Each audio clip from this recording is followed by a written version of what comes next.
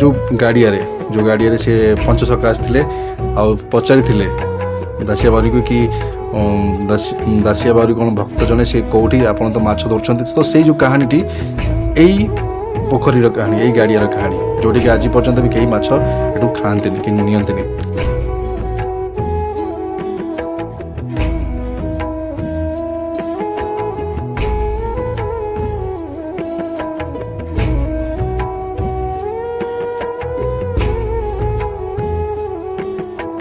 महाप्रभु चैतन्य भजन रे नाचुंट ग्राम लोक मैंने और छोट पिला माने ये भी गोटे कहानी आप भी चाहिए कौट ना कौट पढ़ी थे से कहानी देखु आप पंचसखा आउ दासिया बाउनी कहानी यही चित्र आप पाइबे जोटे सूती कंटा पकई भगवान सहित खेलुले दासिया बाउरी जितेबाला आम भगवान जगन्नाथ बलभद्र सुभद्रा दर्शन करते भक्त दर्शन करते जदि माँ को दर्शन न करवा श्री महालक्ष्मी दर्शन न करवा माँ तो रागी जीवे तेणु माँ को पाखक आसिलु दर्शन कलु आप दर्शन करनी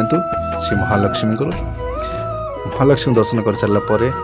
मन शांत है।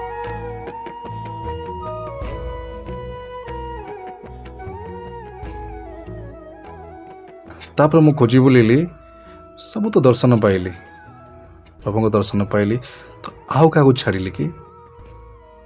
तो मने मने मु भावी चलि आपण मैंने भावुते मो मन भावुची ना